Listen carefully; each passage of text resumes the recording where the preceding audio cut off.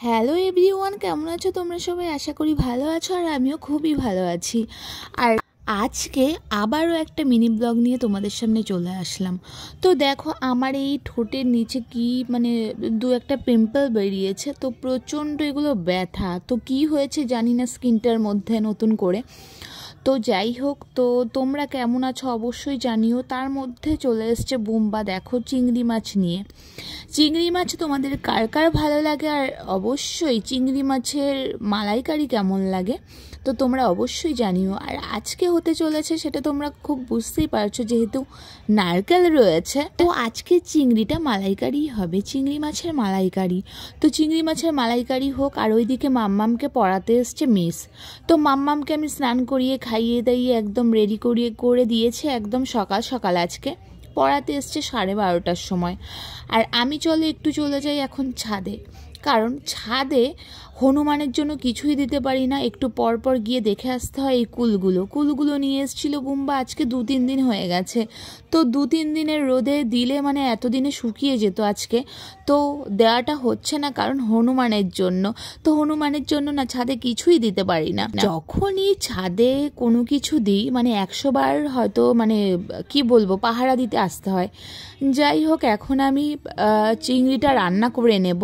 তো এখানে রয়েছে চিংড়িটা আর এখানে নারকেলটা। তো আর এই দিকে দেখো, সকালবেলা ডিম খেয়েছিল বুম্বা, ডিমগুলো আমি তোমাদের পরে দেখাচ্ছি।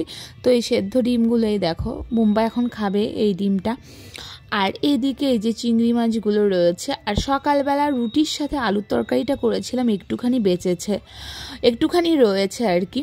তো এই চিংড়িগুলো আমি ধুয়ে ভালো করে একদম নুন হলুদ মিক্সড করে নিলাম। আর চিংড়ি মাছটা আমার খুবই ভালো লাগে এইভাবে রান্না করলে। তো তোমরা দেখতে থাকো যে কিভাবে রান্না করি, হয়তো পুরো রেসিপিটা আমি তোমাদের দেব না।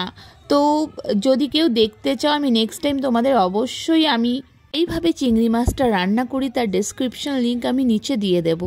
যাই হোক, নারকেলটা দেখো জলটা অনেকটাই শুকিয়ে গেছিলো, যেই কারণে নারকেলটা আমি ভাঙতে গিয়ে নারকেলটা পুরো উঠে এসছে।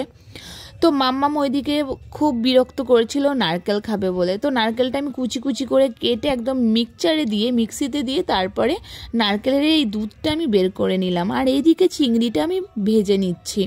তো চিংড়িটা খুব বেশি ভাজবো না, একদম হালকা করে ভাজবো, কারণ যেহেতু মালাইকারি হবে ওখানটায় অনেকটা হয়ে যাবে আর কি।